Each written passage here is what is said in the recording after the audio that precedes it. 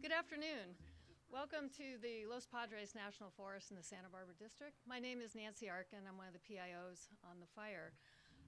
We appreciate you joining us today. Today we're going to give an update on the fire's growth and impacts. We've got representatives from the forest, the county, the state, and we are also proud to be joined by Congresswoman Lois Capps. Each person is going to make a statement and give information, and then at the end we will field any questions you might have. So with that, I'm going to turn it over to Forest Supervisor Bob Baird.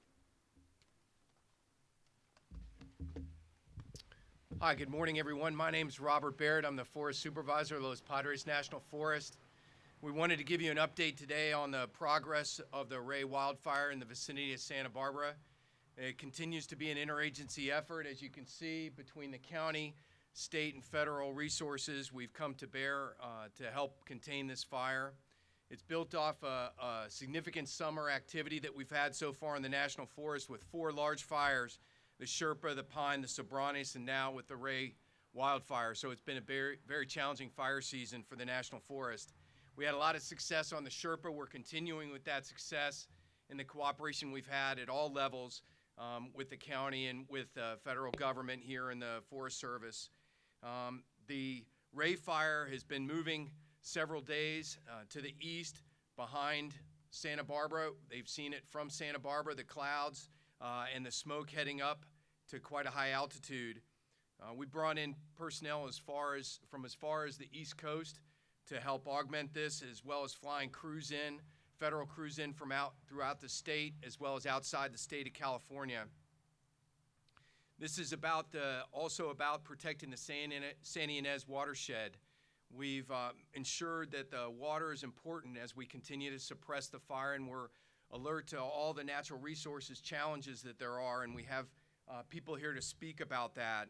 We're also coordinating the natural resources damage and the impacts to the cultural resources out there, as well as impacts to the tribal impacts of this water and the San Ynez watershed that may be affected by the fire. In the interest of keeping everyone safe and to ensure we don't have another start of a wildfire, we've entered into level 4 fire restrictions for the National Forest. We'll have the detailed information about that posted, but essentially what we're trying to do is make sure that the highest level of fire restrictions in place on the National Forest so we don't have another wildfire start to challenge us with this ongoing incident here in Santa Barbara County. That means that there's no operating of internal or external combustion engines without a spark arresting device, no discharge of a firearm, and obviously no smoking or no open campfires on the National Forest. We have the specific order on InciWeb for you, and we can provide it to the press and to the public. We ask that you get that word out to the public to ensure that they understand the fire restrictions we've been in place in this near historic year. Finally, with the complexity, we've had the South Central Sierra Interagency Incident Management Team in command. We're transitioning command today to a federal Type 1 Incident Management Team, and to have continued this challenging incident from the county local Type 3 team, of which several members are present. They'll talk about that. I'd like to introduce Darren Mills, the current incident commander. Thank you.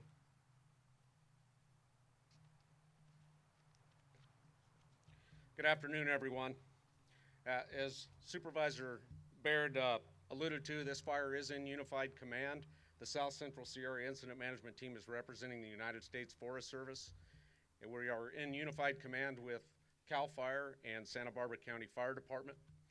And representing CAL FIRE is Unified Incident Commander Paul Van Gerwen, and representing Santa Barbara County Fire Department is Unified Incident Commander Chief Woody Enos. As Bob also mentioned, the Type 1 team that has come in today, we are going to transfer command to them at 1800 tonight, and they are led by Jerry McGowan, the California Incident Management Team number 1. Current situational update: the fire is at 29,664 acres, currently 30% contained. We have 1,428 personnel assigned. And as Bob mentioned, we have folks in from as far away as the East Coast. We have significant resources here from California, both CAL FIRE, local government, and federal. But when we have an event of this magnitude folks from all over the country through our national mobilization system come in to assist. The firefighters have made good progress in checking up the spread to the west, and you've heard a couple of the objectives are the Santa Ynez Watershed, and of course the structures along Paradise Road, and then the ridgeline of Camino Ciela, which is the major divide between the drainage and the Santa Barbara front country. So those are our objectives that we're trying to minimize impacts to, as well as check up the south spread so that Camino Ciela Ridge does not come into play. Currently on the east side, where most of the activity is, we're in an indirect attack, so we're building fire lines out in front of the fire, trying to get them out far enough to where we have time to possibly burn those out and steer this fire north into toward the Zaca fire footprint from 2008, I believe it was, which is about a 9-year-old footprint. Fire is moderating a bit as it hits that footprint. There's still a lot of heavy fuel. It's continuous, but the fire behavior is moderated. It's been burning in an area that had not burned prior, so we're taking advantage of that fire footprint out there. We currently only have one injury to date, and that occurred on the initial attack. We've had no injuries since, so the crews are doing a great job out there taking care of themselves. With that, I think I'll turn it over to Eric Peterson, the Santa Barbara County Fire Department Fire Chief. Well, good morning, everybody. Welcome. Thanks for being here this morning. I want to talk about the impacts to the county on this incident. Anytime we have an event of this magnitude anywhere in the county, it hits us pretty hard. Luckily, we're very well prepared for it. Our op area is tooled up, trained, and staffed to deal with exactly this kind of an incident. Again, this kind of fire proves that our mutual aid system here in the state of California is really the best in the world. We have people here from all over the state and, as Darren said, all over the country. We get the right people in here with the right kind of expertise, with the right kind of equipment to get the job done, and we're seeing that right now. Locally, we have a lot of people in the Santa Barbara County Fire Department and our adjoining agencies, Lompoc, Santa Maria, Santa Barbara City, Vandenberg Air Force Base, that have a lot of local knowledge. That many of the people that are on this fire actually grew up in the hills behind us here. So those people are being fully utilized in this fire in line and command staff, and it's having an effect. I'm really proud of the fact that this incident has utilized all of that local knowledge to good effect. Our stations are covered. We're prepared to deal with additional threats. We have great relationships with all of the people involved. Our relationship with CAL FIRE obviously has always been great. We have a great relationship with our brothers and sisters in the Forest Service. Our command team environment couldn't be better than it is right now. We have the best people in the business working on this thing. We have some threats out there. Among those threats are the Watershed, and we are lucky today to have Tom Fayram, who is Deputy Director of Water Resources in Santa Barbara County, and he can talk a little bit about the threat to the watershed. Thank you.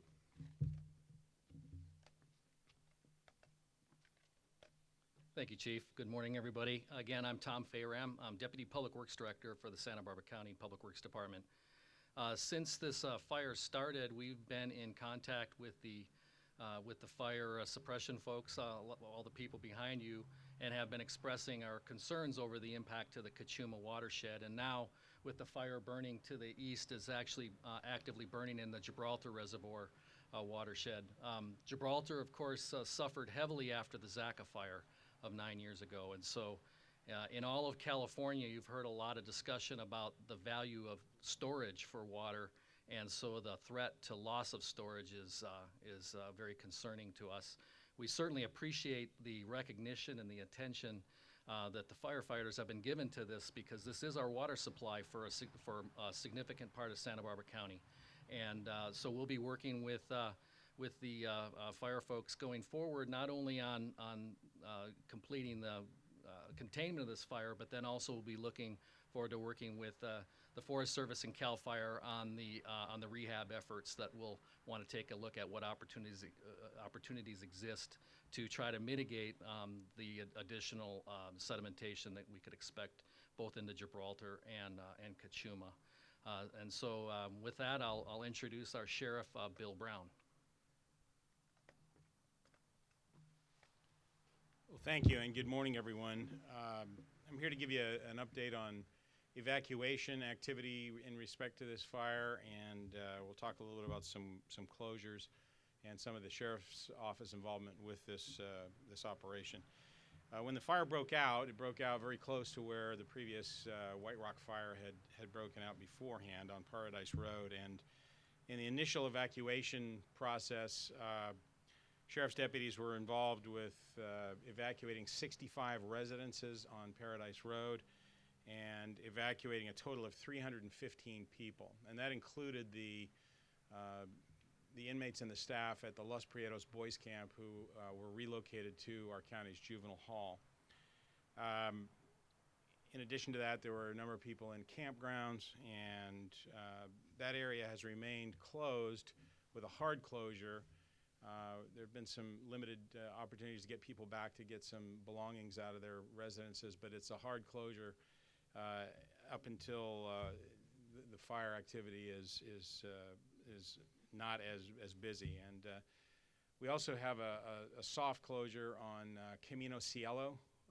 Camino Cielo is closed other than to residents because of the narrow nature of the roadway and the inability of fire apparatus to get through that road if public travel, too much public travel is on that roadway. So everyone should steer clear of Camino Cielo until this incident is over.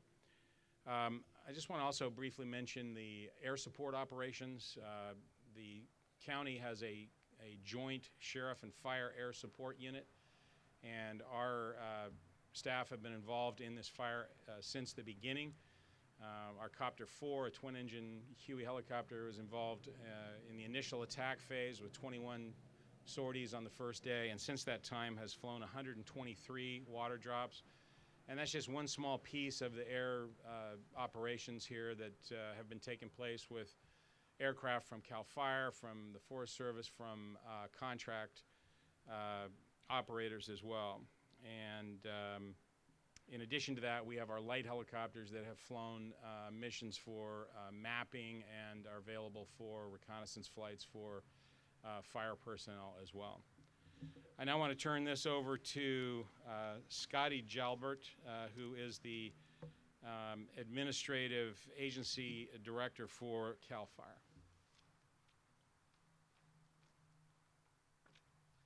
Good morning. Here we are again with another major fire here in the Central Coast. Currently in California, we have major fire activity all the way from Humboldt all the way to San Bernardino. Here along the Central Coast, we've been very active, as we saw probably about a month ago or so, on the Sherpa fire.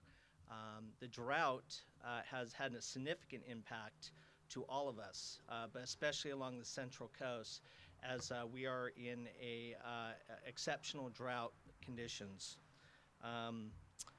Fortunately, the U.S. Forest Service and Santa Barbara County Fire and CAL FIRE have a really good relationship, and we're working quite well with a lot of experience behind us handling this fire. We're very, very busy right now. There are thousands of firefighters deployed throughout Central California. We have the Sobranos fire in Monterey County.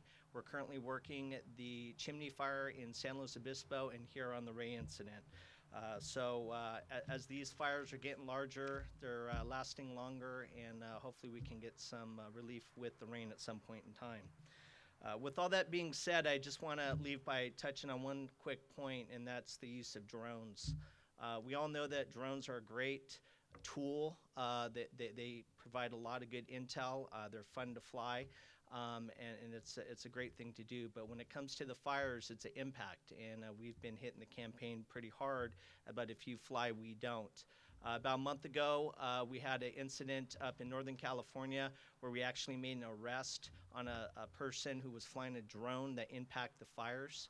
On this fire here, I think that we've seen that the campaign is working. A couple individuals were flying drones near some helicopter drops, and they called it in. And once they called it in, officials came in and dealt with the situation.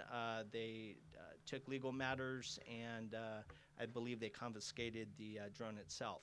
So I just want to encourage all the people out there, number one, not to fly the drones near the fire areas, and number two, if you do see somebody flying the drones near a fire area, you can call a number, and that number is 1-844-DRONE-11, 1-844-DRONE-11. And with that, I have the privilege to introduce the Honorable Congresswoman Katz.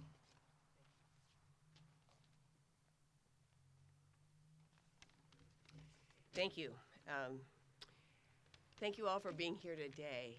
And to take a moment, I'm going to come back later today and be closer to where the firefighters are, where I can, as they take their meal break, some of them, I can thank them personally, because that's number one. We have really brave men and women on the front lines as first responders, working tirelessly to ensure the safety of our community during such a critical time. You know, we've been suffering with drought for quite a while. And these dry weather conditions make it a threat. Used to be we had a fire season. Now it's 24/7, 12 months a year. And lives are put on the front lines all the time. We owe them and their families a debt of gratitude for keeping our community safe. And I know I'm speaking on behalf of the communities I represent here on the Central Coast. And tomorrow I'm going to be traveling to San Luis Obispo to check on and visit with firefighters involved with the chimney fire there. And as we were gathering today, our Los Padres National Forest Supervisor Bob Beard and I, and several people, we were saying, you know, how big is Los Padres National Forest? And we finally figured out it covers all or parts of, not all of any, but a lot of Santa Barbara County and the surrounding counties, up to 6. And so that's a big area that's so vulnerable now. And that's why we're so grateful to CAL FIRE for your presence in our state. This is an extremely busy season. I'm impressed that you've heard from several county officials. The county of Santa Barbara is heavily involved with a variety of agencies, expending their valuable resources to make sure that we have enough people power on the front lines and that we have enough resources. And that's another reason I want to be here today, to make sure that you know, coming from the district I represent in the United States Congress, where we have all kinds of natural disasters, flooding in Louisiana, as we know from the national news at the moment, that we've got to be prepared. FEMA is not just a slogan. The emergency management of our resources during times of need has got to be there. And when I can see firsthand or close up, smell it, know what is involved in making this happen, it makes me want to work hard to make sure we have the resources for this. I also want to applaud the organized coordination among local, county, state, and federal firefighters. That's what always amazes me. I work in a place that's a little bit fractured according to some perspectives, and I'm always saying to my colleagues, pay attention to how people coordinate this thing called mutual aid. If anybody knows how to do this, it's our firefighters and our first responders. They unfortunately have had way too much experience, but because of that, there's technology. I'm learning even what stage 4 to stage 3 to stage 2 to stage 1 means in terms of the complexity and the responses. This is incredibly important to us. So I want to also give a shout out on behalf of my staff person, Wendy Moda. I work in Washington and in the district, and she's here in this area. She, because of going to work in our office in Santa Barbara and living in Santa Ynez, she knows firsthand some of what's gone on in terms of what's with this particular Ray fire. We are in close contact with our fire command unit. The same will be true when I go to San Luis Obispo tomorrow in terms of the chimney fire, and the folks who are on the ground there. We know that we have firefighters with tremendous capability, that whatever resources we can give them, they will use in the most efficient way in this Ray fire, as we have seen them do over the years in every incident that has come along. So we want to pledge to them our support, I do, and on behalf of the constituents I represent, and see if we can't bring, keep the almost 30,000 acres to that, and go from 30% contained all the way to 100% in as quickly and efficiently as is possible. And now, to answer questions, I'll turn it over to Nancy. There you are. Thank you. Thank you. Thank you for those comments. We'll take a few questions now if you have any, and then we'll also be hanging out afterwards if you want to talk to us individually. How many acres of private property have burned?